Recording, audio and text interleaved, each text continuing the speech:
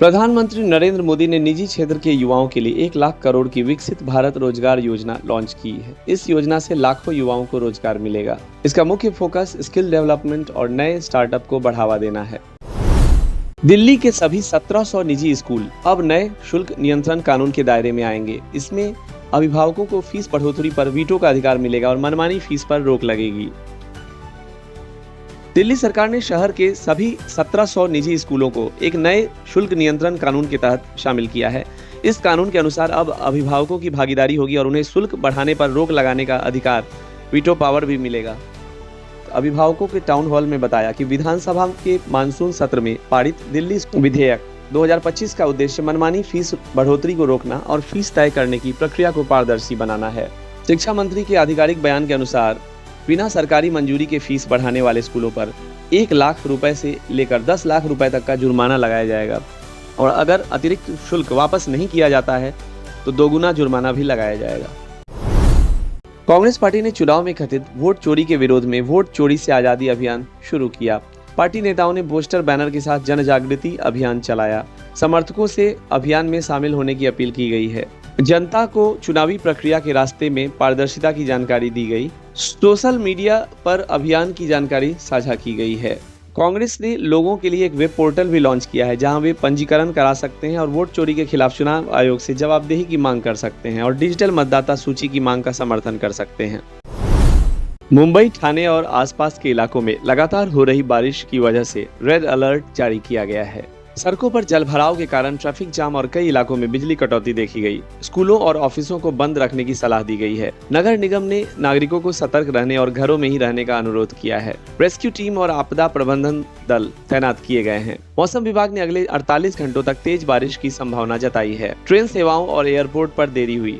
ज्यादातर निचले इलाकों में पानी भर गया है। स्वास्थ्य विभाग ने बाढ़ से जुड़ी बीमारियों के खतरे को लेकर दिशा निर्देश जारी किए हैं। नागालैंड के राज्यपाल ला गणेशन का 80 वर्ष की उम्र में चेन्नई के अस्पताल में निधन हो गया। वे लंबे समय से बीमार थे। प्रधानमंत्री नरेंद्र मोदी ने उन्हें सच्चा राष्ट्रवादी बताते हुए श्रद्धांजलि दी। गणेशन ने सार्वजनिक क्षेत्र में कई दशकों तक योगदान दिया। उनके निधन से राज्य में शोक की लहर है। सरकार ने शोक दिवस मनाने का ऐलान किया है। राज्यपाल के कार्यालय ने अंतिम यात्रा की सूचना साझा की है। राजनीतिक नेताओं और आम जन ने सोशल मीडिया पर दुख व्यक्त किया है।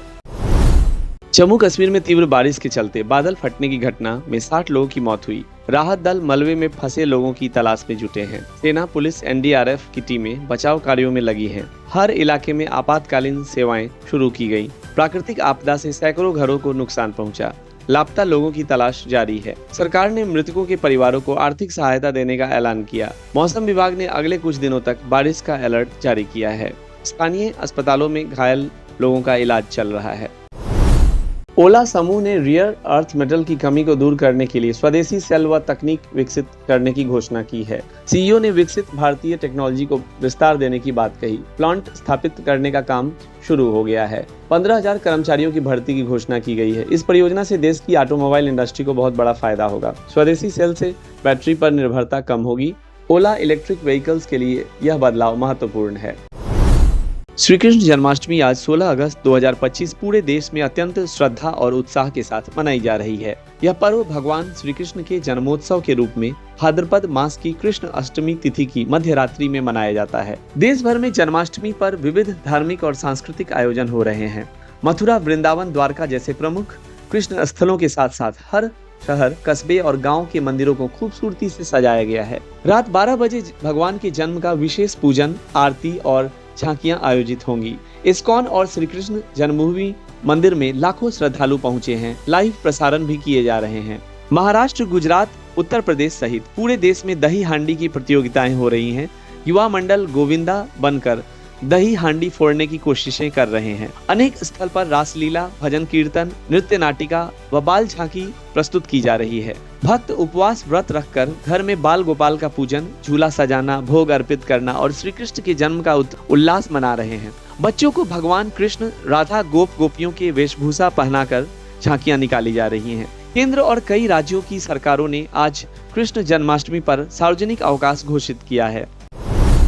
ऑस्ट्रेलिया के क्वींसलैंड में 5.4 तीव्रता का भूकंप महसूस किया गया। इस भूकंप से कई घरों को नुकसान पहुंचा। सरकारी मशीनरी सतर्क और राहत कार्य में जुटी है। स्थानीय प्रशासन ने बस सेवा और स्कूल बंद किए। भूकंप के झटके कई किलोमीटर दूर तक महसूस किए गए। लोगों को सुरक्षित स्थान पर जाने की सलाह दी गई है। राहत टीम मौके पर पहुंच गई है। सोशल मीडिया पर लोगों ने अनुभव साझा किए। भूकंप वैज्ञानिकों ने आगे और झटकों की संभावना जताई है। दुकानों, मॉल, कार्यालयों में अफरा तफरी रही। अंतर्राष्ट्रीय मीडिया ने रिपोर्टिंग की। मौसम विभाग ने किसी बड़ी सुनामी की संभावना से इनकार किया। लोगों से संयम रखने की अपील की गई है। अलास्का में डोनाल्ड ट्रंप और व्लादिमीर पुतिन की 3 घंटे लंबी बैठक अमेरिका के ज्वाइंट बेस एल्मंडोर्फ रिचर्डसन एंकोरेज में हुई। यह पुतिन का पश्चिमी धरती पर वर्षों बाद पहला दौरा था और दोनों नेताओं के बीच दूसरी बार आमने सामने की वार्ता हुई। बैठक का मुख्य विषय रूस यूक्रेन युद्ध रहा, लेकिन किसी प्रकार का युद्ध विराम या शांति समझौता नहीं हो सका। ट्रंप ने कहा, कोई सौदा तब तक नहीं जब तक सौदा नहीं होता, और भविष्य में एक और मुलाकात की संभावनाएं जताई। पुतिन ने वार्ता को लंबे समय से लंबित बताया और कहा कि रूस ईमानदारी से शांति स्थापित करना चाहता है, लेकिन सारी जड़ समस्याएं समाधान चाहती हैं। यूक्रेनी राष्ट्रपति वोलोदिमीर जेलेंस्की को इस शिखर वार्ता में न्योता नहीं मिला, जिससे यूक्रेनी पक्ष ने नाराजगी जताई। दोनों नेताओं ने कहा उन्होंने कुछ संवेदनशील मुद्दों पर आगे बात करने की योजना बनाई है और अगली बैठक मॉस्को में हो सकती है। प्रेस कॉन्फ्रेंस में संवाददाताओं की जिज्ञासाओं के बाद भी दोनों नेताओं ने वार्ता की गहराई और सहमति के बिंदुओं का खुलासा नहीं किया। बैठक में अमेरिकी सचिव राज्य मार्को रूबियो और रूसी विदेश मंत्री सर्गेई लावरोव भी मौजूद थे। ट्रंप ने वार्ता को प्रोडक्टिव बताया, लेकिन यूक्रेन मसले पर किसी ठोस निर्णय से इनकार किया। पुतिन ने उम्मीद जताई कि यूरोप और कीव वार्ताओं को सकारात्मक नजर से देखेंगे। समाप्ति से पहले दोनों नेताओं ने दोस्ताना अंदाज में हाथ मिलाया और ट्रंप की द बीस्ट कार में रवाना हुए। समाचार स्रोतों के अनुसार रूस अमेरिका संबंधों के लिहाज से यह मुलाकात प्रतीकात्मक रही। हालांकि शांति की राह फिलहाल अभी भी दूर है। ग्लोबल मार्केट्स और अंतर्राष्ट्रीय मंचों पर इस शिखर सम्मेलन पर नजर बनी रही। भारत सहित कई देश ट्रंप पुतिन की इस पहल को रूस यूक्रेन युद्ध समाधान के लिए एक संभावना के रूप में देख रहे हैं।